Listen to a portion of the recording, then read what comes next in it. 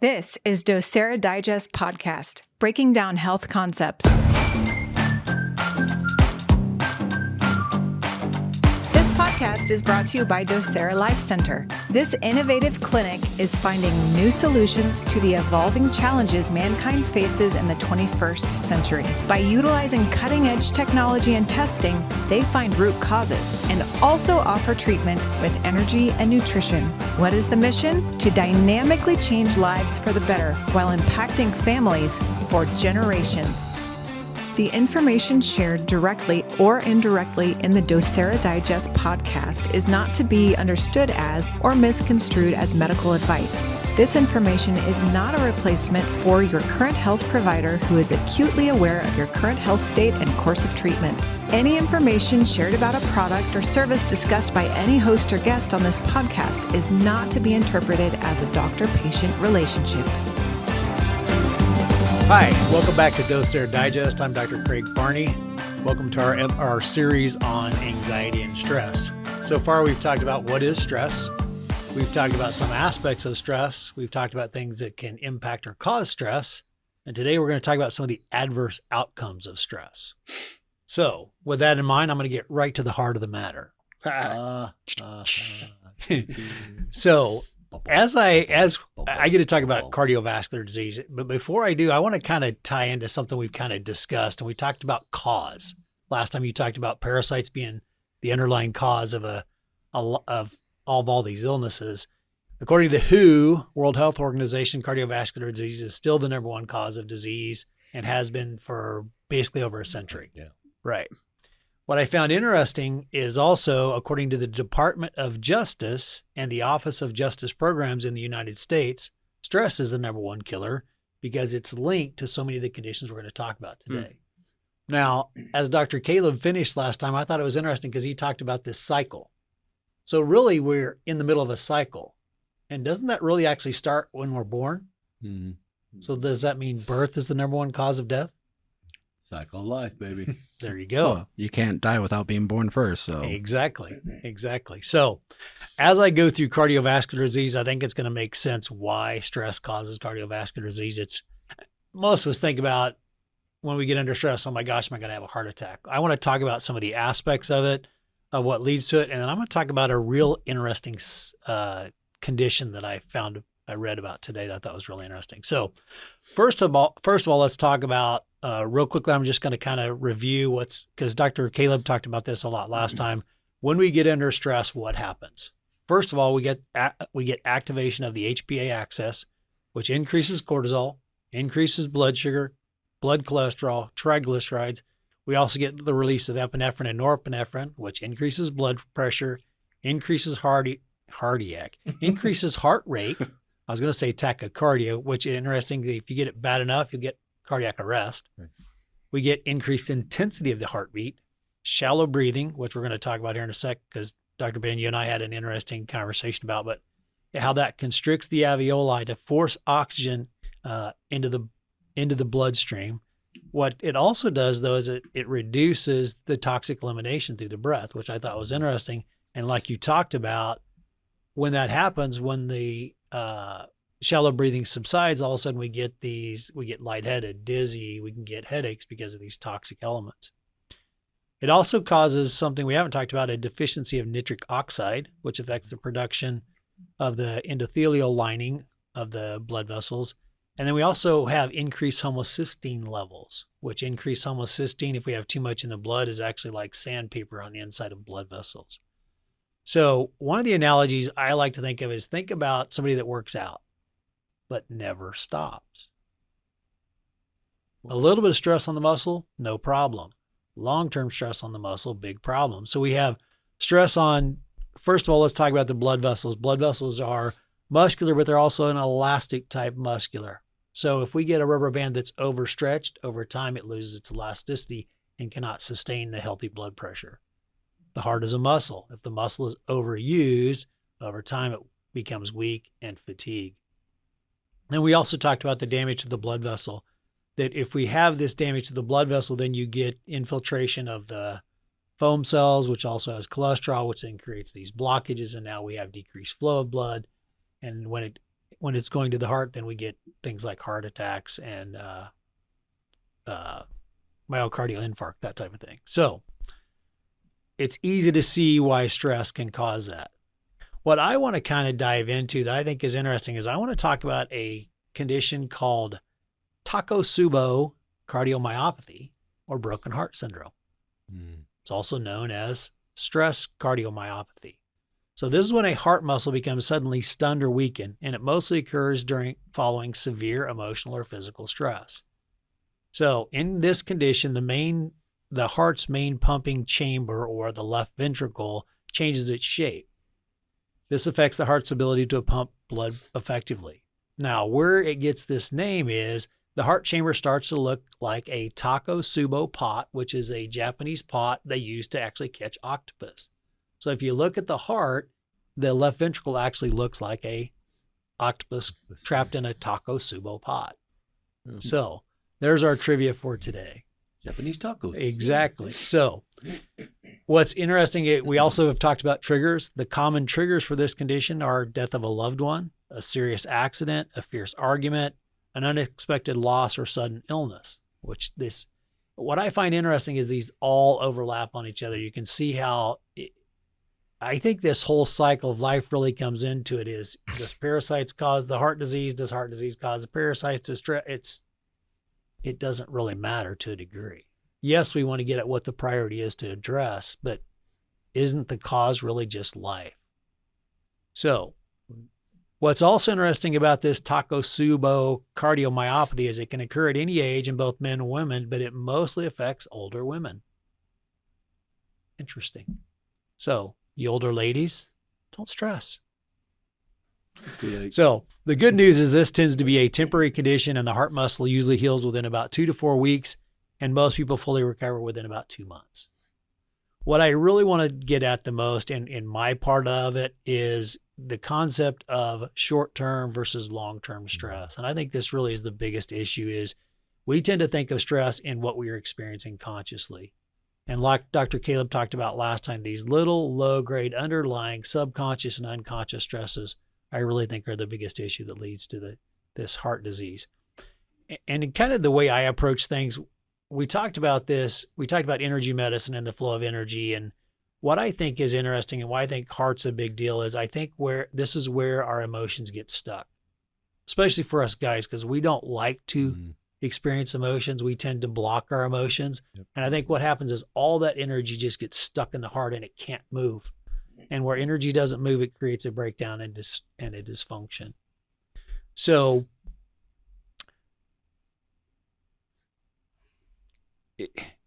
I can talk about this because I've experienced it myself. And here's what the thing that I found really interesting, or what I'm finding recently, is it isn't even the emotion itself that's the issue. It's our thought or our reaction to the emotion. It's not even the anxiety that's the issue. It's our resistance to the anxiety that's the issue. But if we'll just allow ourselves to feel the emotion of fear, or feel the emotion of sadness, or feel the emotion of anger, that's healthier than blocking those emotions.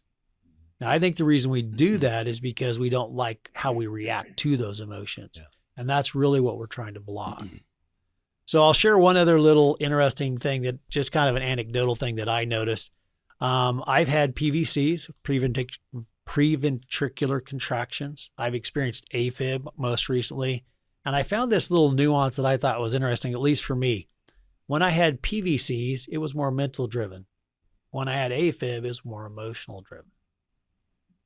So as we've talked about, if we don't deal with these stressors, they will literally eat you up inside. So we talk a lot about emotional stress, right? We talk about we wear things in our heart. That's where our emotions is, the heart of everything that we have. And we forget the connection between the brain and the heart a lot of times. And you brought that up, the nitric oxide. Right. Those connections are there that control that. And it's the brain that controls to the SA node, to the AV node as well. Right. So when the brain stresses out and causes issues, whether it's emotional, whether it's physical, financial, spiritual, whatever it is, right, that's having a dynamic effect on that heart. And we think about the job of the heart, it's just a pump that pumps all this fluid around that we need for the rest of the body. So it's interesting that when we start looking at these stressors, emotional, whichever, PVCs, AFib, all those factors, a bundle branch block, all those factors that happen from the SA node, AV node, it's pretty interesting, So to me, what that says is literally it's what we think about the emotion or the energy in the heart that I think that's literally what's happening, is that as that neurologic signal comes down, it's our thought process of either resistance to or coordinating with. And it's what triggers the heart to react. Right. Whether it's cortisol or oxytocin, right. Fight or flight, freeze, which all those different mechanisms. Right. And how fast we do that. Right. Well, I'm glad you mentioned that too, because that's the thing I meant to get back to with the constriction of the alveoli, how, you and I talked about how it's oxytocin that's meant to let that release. Well, what if we don't get that oxytocin release? Then we're in this constant constricted, forced oxygenation, lack of detoxification process going on. I think that if you ever want to figure out if you're in stress, pay attention to your breathing. More often than not, you'll catch yourself not breathing. Right. It's just amazing how many times you go, I'm not breathing, and I didn't even realize it. Right. And so it's just this chronic low grade, like you talked about last time too. It becomes our new normal. I like the acronym of the GAS, the general adaptive syndrome, and I reference that to a car.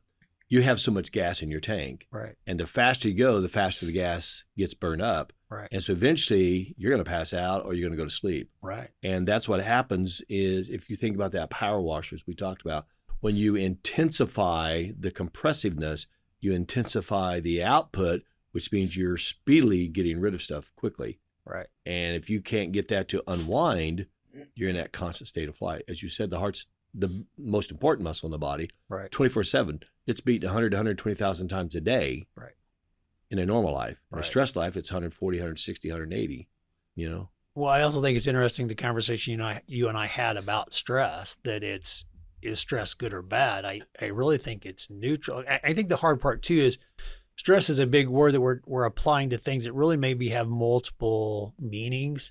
And for me, I think the biggest aspect I would tie into stress is just resistance. When we resist life, it creates dysfunction.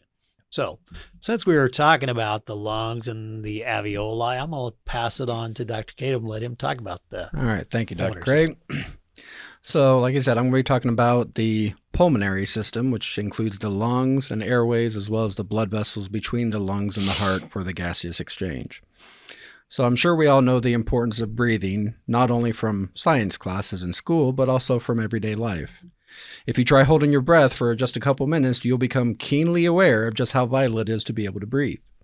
It is more important than even food or water. After all, you can survive several weeks without food, several days without water, but can only last several minutes without air.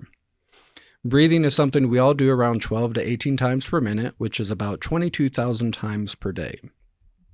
So as I'm sure you're aware, the purpose of this process is to bring in air so we can get important components such as oxygen and nitrogen for the body to use and to get rid of carbon dioxide waste, as well as some toxins from the liver out of the body.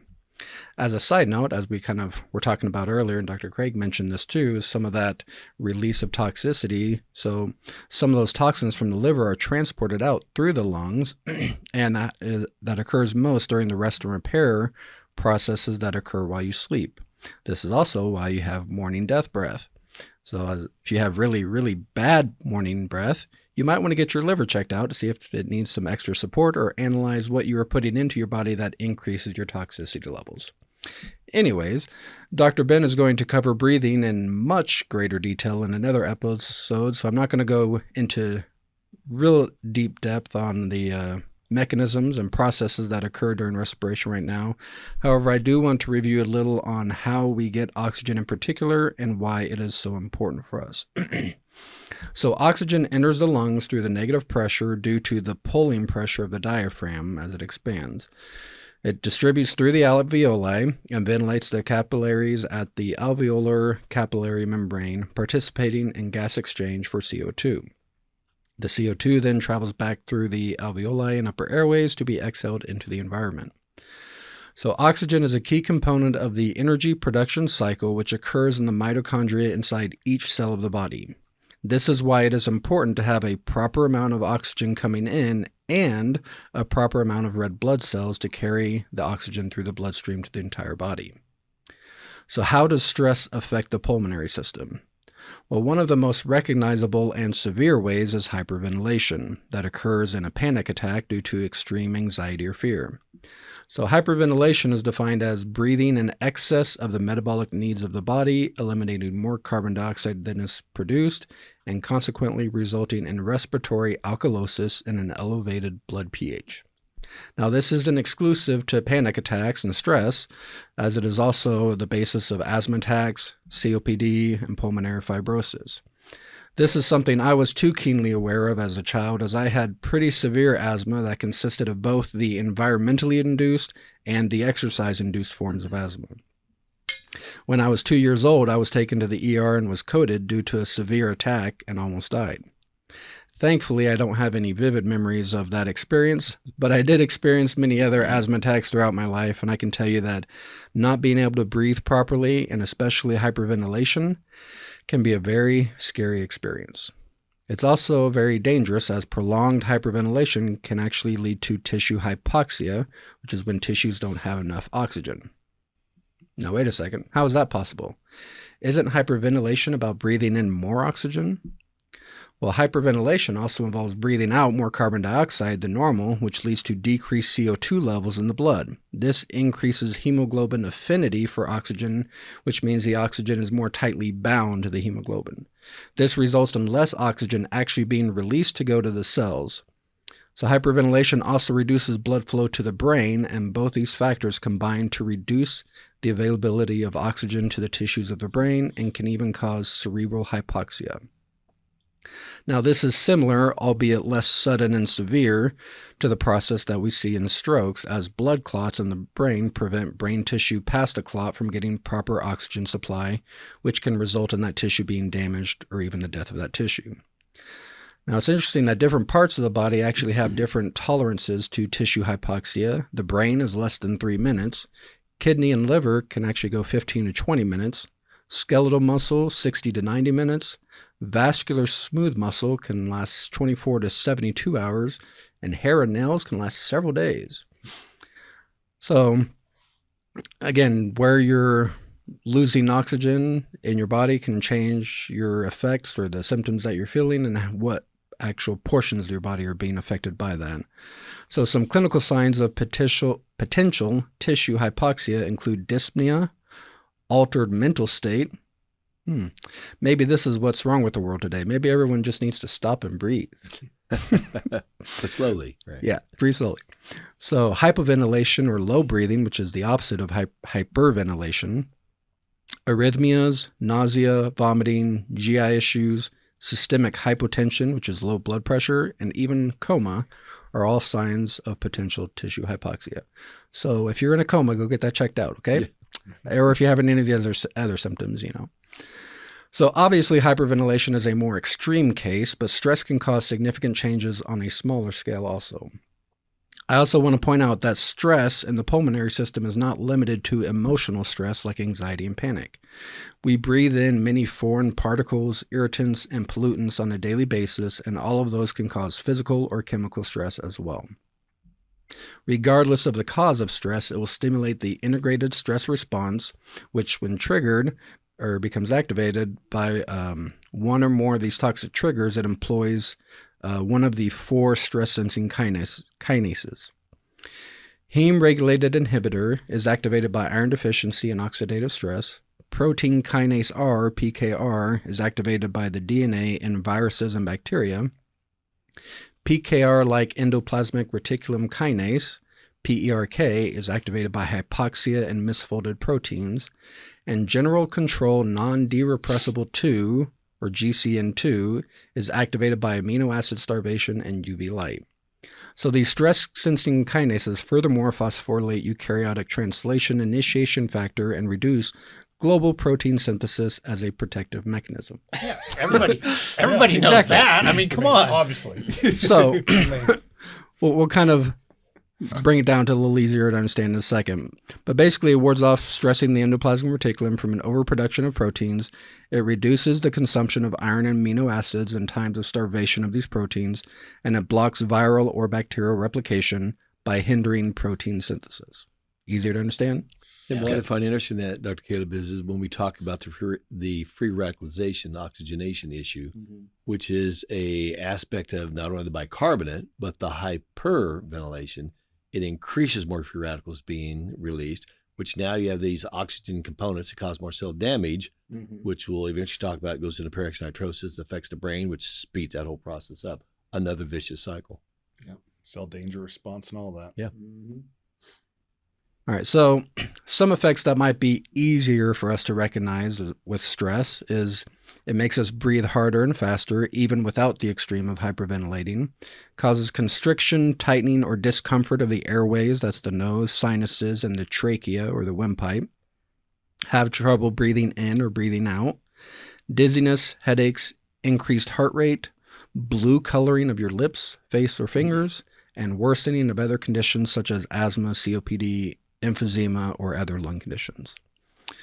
So as you're going to be talking about breathing more, is there anything else you want to add as kind of like a precursor to what you're going to say in the next episode, or you want to save that?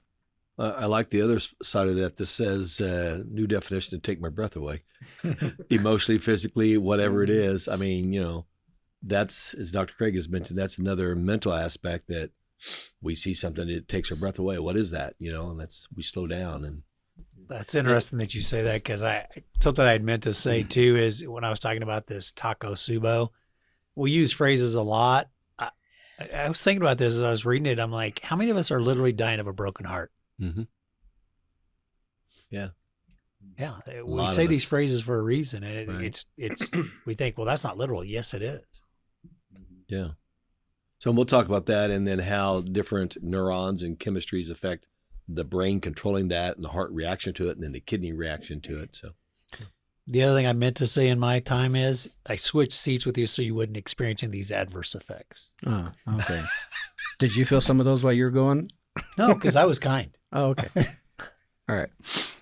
Anyways, so if you're feeling a little stressed out from all of this, just stop, take a breath. Remember, nice, focused, slow, deep breaths are very calming and very good for you. All right, so I'm going to practice that myself. So I'm going to go ahead and turn it over to Dr. Luke to talk about the kidneys. Thank you, Dr. Caleb. That was a breathtaking segment. or stimulating. Yeah. Well, hopefully yours doesn't piss us off. Yeah, what a great segue. So with that, I want to talk about the kidneys. And not fun fact, I should say, but kidney disease is the 10th leading cause of death in the U.S. And as Dr. Craig mentioned, in talking about cardiovascular disease, one of the main issues with stress as it pertains to the cardiovascular system is that of hypertension or high blood pressure. And the regulation of blood pressure involves a well-conducted harmonious symphony and interplay between the brain, the kidneys, the liver, the lungs, and the adrenal glands. So you can see how the kidneys tie in nicely with many of our topics today. And if you're curious to this and how it works and want to go a little bit more in depth, then ask Dr. G, aka Google, and do a search on the renin, angiotensin, aldosterone system and look at the images and have some fun. But to sum it up without going into too much depth here for time's sake, all of these organs and glands have to do with ultimately the adrenals releasing what's called aldosterone, which is a hormone that stimulates the kidneys to hang on to sodium and not excrete it. And this is important because wherever sodium goes, water will follow. And this will cause an increase in the blood pressure and fluid volume within the vasculature. In which, when this is done rightly, there's a constant interplay going on here. We don't want too low blood pressure and volume, but we also don't want too much or an increase, because here's why. High blood pressure will directly affect our kidneys because the kidneys help filter about 1/2 cup of blood every minute and 150 quarts of blood per day. That's a lot of blood traveling to and through the kidneys, and an increase of pressure in the blood vessels can and does most certainly cause damage to the kidneys. Now let's compound this issue and make it worse. Maybe it's not only high blood pressure that's going on, but maybe there's increased heart rate as well. Maybe this person, this hypothetical person, stress eats and has metabolic syndrome or diabetes, where there's increased sugar in the blood. And maybe we also have an increase of inflammatory lipids or cholesterol in the blood as well. All of this has to travel to the kidneys and be filtered. Because not only the liver is a major detoxification organ, but so are the kidneys.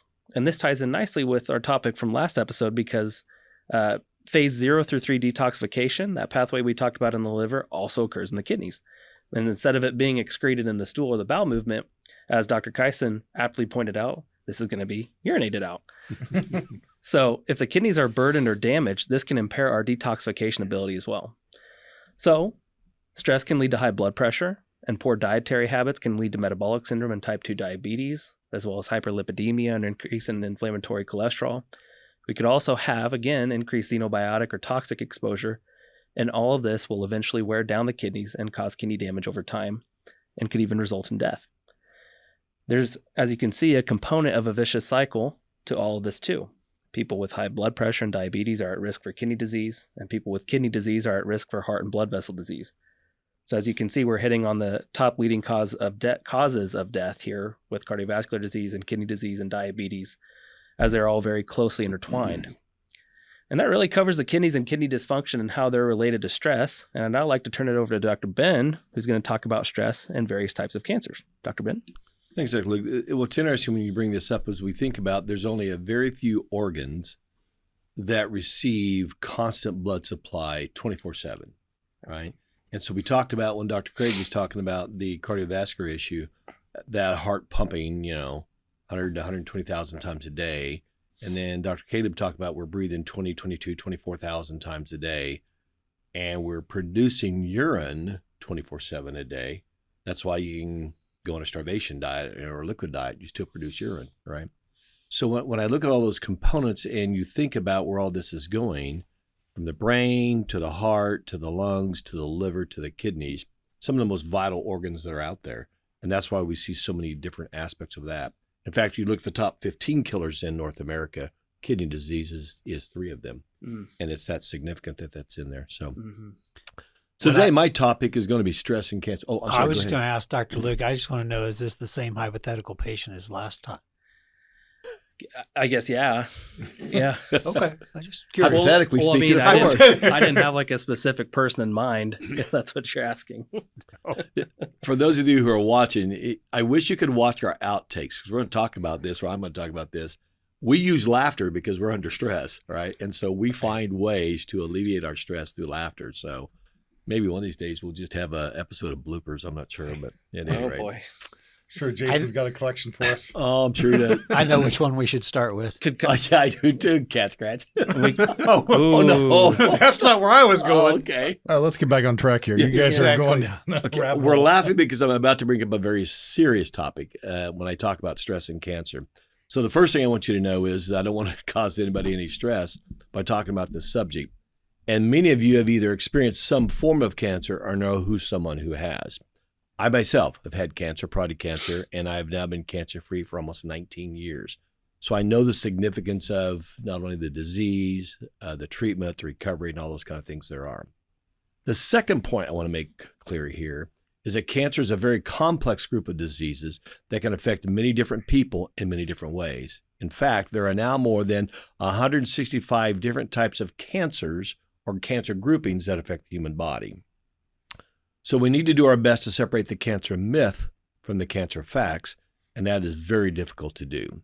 Even though science and research may have not found the direct connection in some things, or even if it's what is stated may not be scientifically found yet, there are some things that we know that really seems to make a lot of sense regarding this topic, especially when we talk about the foods we eat, the nutrition we take, our physical activity levels, our weight from the very thin to obesity, then our mood coping mechanisms like smoking, alcohol, substance abuse, sugar-based foods.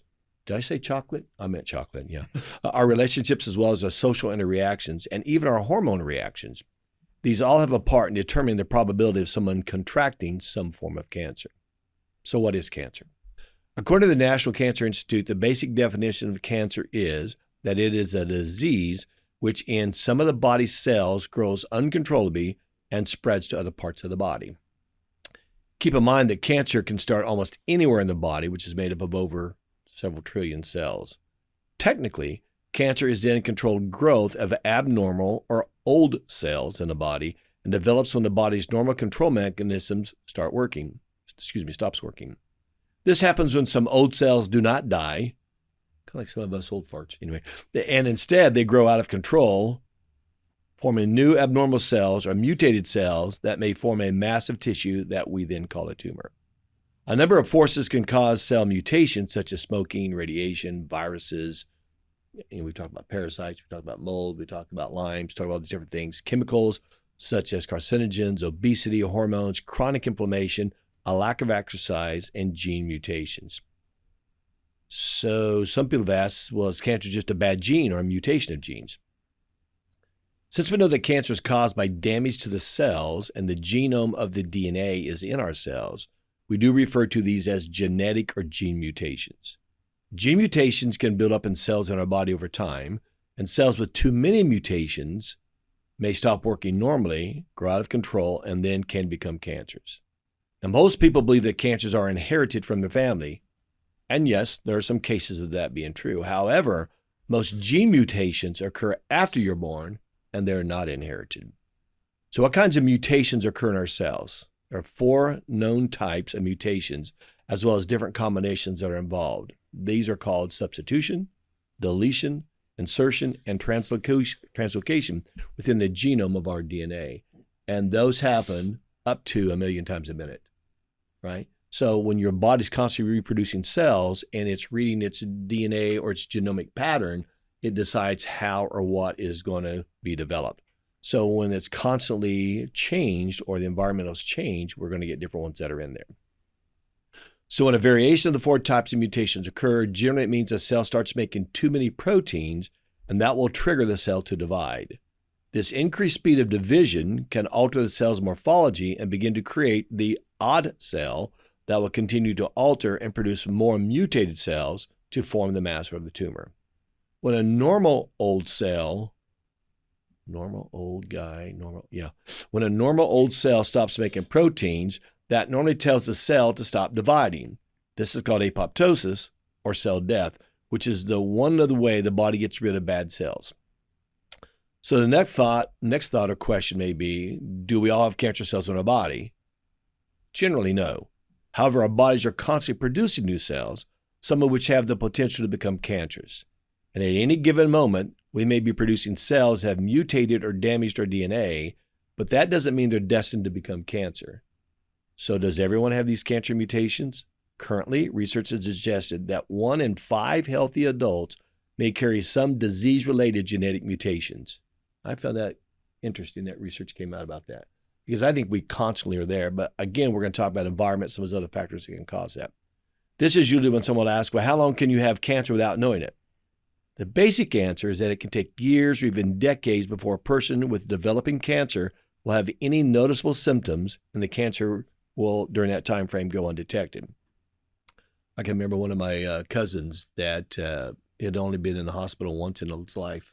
And at 67, he was working on his chalet and he fell off his ladder and broke his leg. And he went to the hospital and his whole body was just riddled with cancer. And that happened to be in Colorado. And he came back home and they go, we don't think you're going to live a month. 19 days later, we buried him. Never been sick a day in his life, right? So it happens. So of the 165 plus types of cancers, these break down into 103 different types of what we call neoplasms, which simply means a growth that can either be benign, which is non-cancerous, or malignant, which means to be cancerous.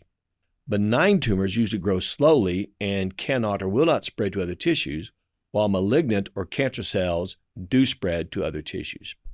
Of these 103 different neoplasms, most take 15 to 25 years of growth or development before they become apparent or start causing some abnormal symptoms.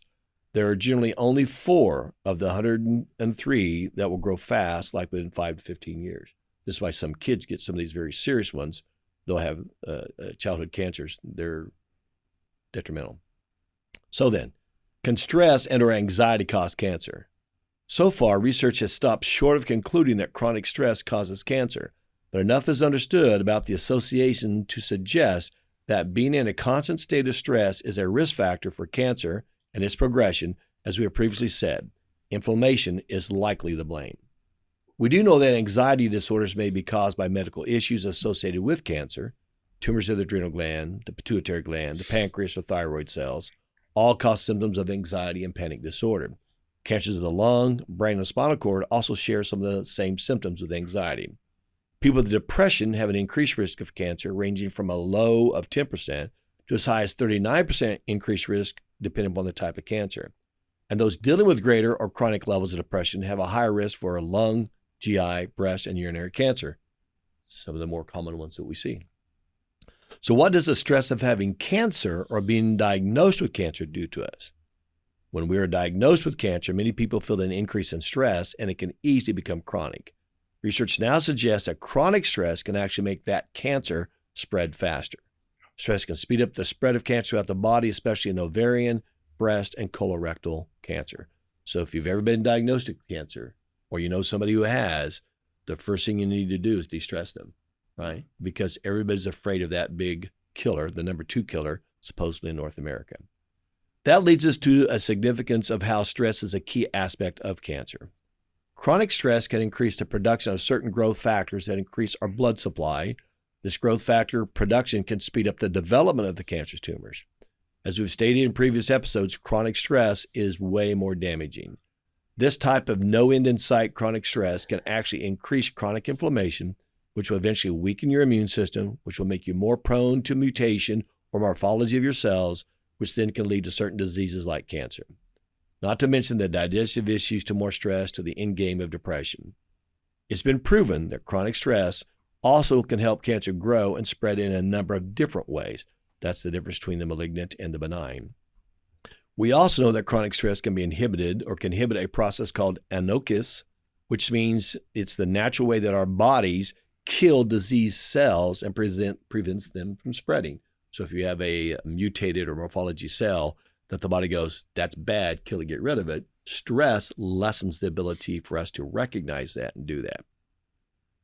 So let's talk about a few ways to help manage our stress. What can you do about stress? Well, first thing to do, if at all possible, is remove the cause. That's the easiest thing to do. Get out of the situation as best as you can. But that's not always possible when it comes to the types of things that cause chronic stress. Even if you can't rid yourself of the source of your stress, you can learn to manage it. This can help you keep a lid on chronic stress.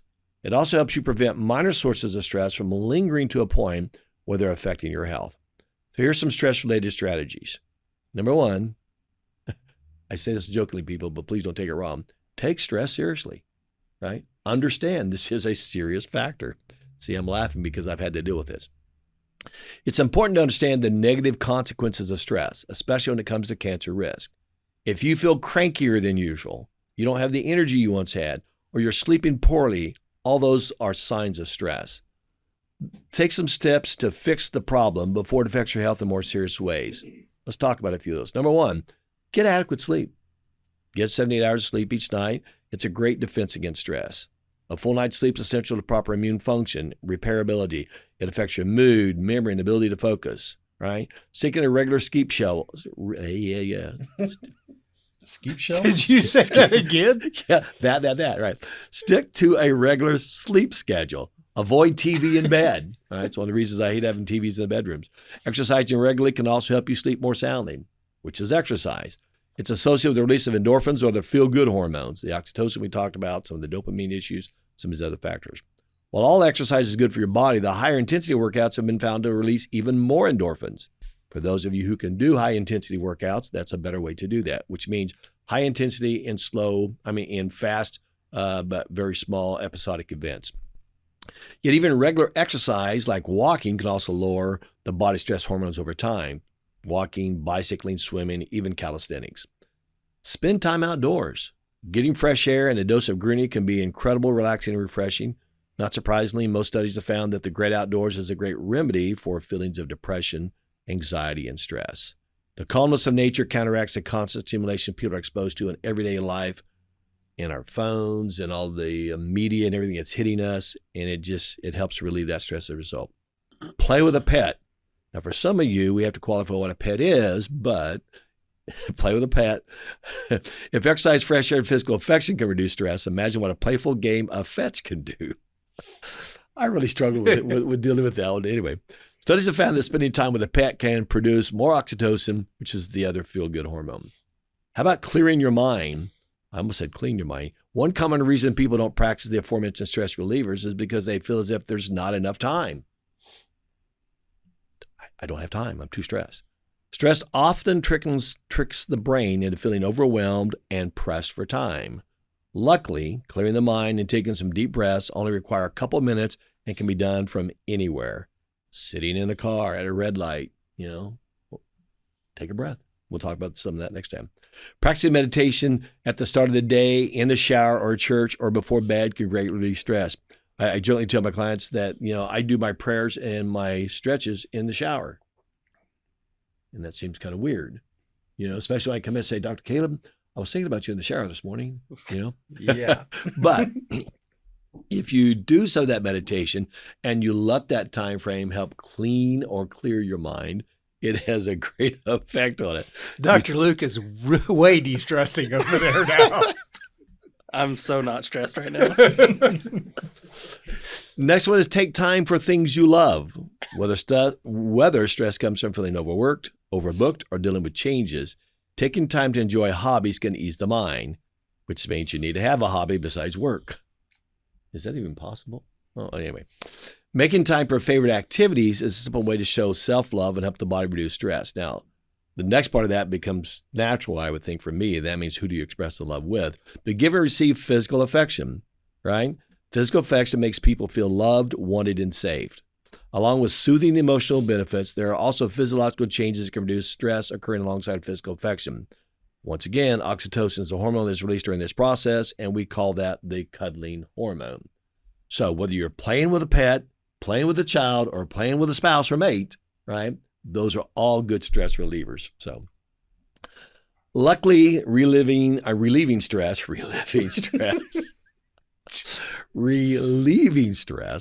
doesn't have to be a time-consuming, wallet-flattening trip to a day spa. Researchers have studied a myriad of ways to counteract the release of stress hormones, and most of them can be done from the comfort of your home. In a country where over 70% of adults report frequently feeling stressed, there are many who can benefit from these simple stress-reducing activities. And finally, talk it out. Sometimes stress builds mountains out of molehills. It can be especially difficult to de-stress when the brain's overwhelmed. Try talking it out with a loved one. Or here's a funny thing, talk to yourself in the mirror. And if that doesn't make you laugh, get naked and jump up and down. Now you'll have a real good conversation. Getting the negative thoughts out in the open can help the brain appropriately process them. Sometimes we get all these thoughts caught in our brain and we can't even speak and we can't even get them out. When we hear ourselves say them and speak them, we go, no, that's not quite it. And it allows you to help clear and clean something out. You're not having any trouble letting those thoughts out right now. Exactly. They're just flowing. And do not be afraid to seek professional help. If chronic stress is interfering with everyday functions, it's important to speak with a doctor about these issues. A doctor may be able to recommend supplements, prescribe medication, or recommend a therapist to assist with stress management. Strategies may include talk therapy or cognitive behavioral therapy, what we call CBT. These can also help your brain uncover the connections between your thoughts, your emotions, and your behaviors. And we talked about some of this in previous episodes, but CBT can provide you with mental tools to manage the types of worry and anxiety that screw up your immune system and increase your disease risk. I do this with Dr. Farney all the time. So if that isn't enough seriousness, I'm going to turn it over to Dr. Kyson for his discussion on diabetes. Dr. K. All righty. Well, today's been interesting, to say the least. To say the least. Oh, yeah. Jumping up and down in front of the mirror probably definitely relieve some stress. I don't want to hear any more comments about licking your scratch anymore. Yeah. So let's talk about diabetes. So also blood sugar dysregulation, insulin resistance, metabolic syndrome X, or diabetes mellitus type 2. So although we've talked about cardiovascular disease, cancer, we've talked about the lungs and kidneys, all of these are affected by the blood. And one of the underlying causes of all of these is diabetes or some other sugar dysregulation in the body. Now understand, sugar is kind of like gasoline.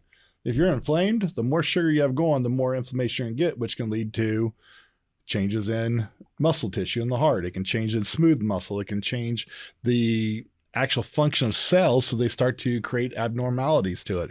It can wear out the kidneys. An And acid. so, Yeah. yeah. Acid, acidic. So yeah, it's very acidic that. So I'm going to read this. This is from the National Institute of Health. It says, it has long been established that stress has a significant impact on metabolic function in the body. Type 2 diabetes may be initiated by psychological and physical stress. The central peripheral nervous system, or PNS, are both involved in the neuroendocrine framework that underlies the underlying processes. The release of catecholamines and the rise in serum glucocorticoid concentrations caused a physiological and psychological stress, enhanced the requirement for insulin, and we see more insulin resistance. Experience persistent hyperglycemia in people with diabetes may be influenced by stress itself. Blood sugar levels may rise due to hormones being released in response to stress, although this adaptive significance in a healthy patient is not bad, but in the long run, it can cause insulin resistance, lead to diabetes. Additionally, diabetes can cause abnormalities in the regulation of these stress hormones. So now we get stuck in another vicious cycle. So what does that essentially mean? What are they saying there? So what it's saying is that different kinds of stress can lead to diabetes, type 2.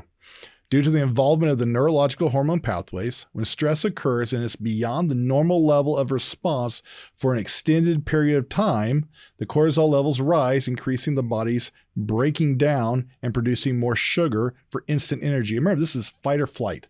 We need instant energy so we can get out of there. We don't need a nice, slow, long burn. I used to talk about burning fats like burning a log. It takes a while to get started, but it'll burn all day long. You throw a cup of gasoline on there, woof, we're having a lot of excitement for a few minutes, then it's over. Mm-hmm.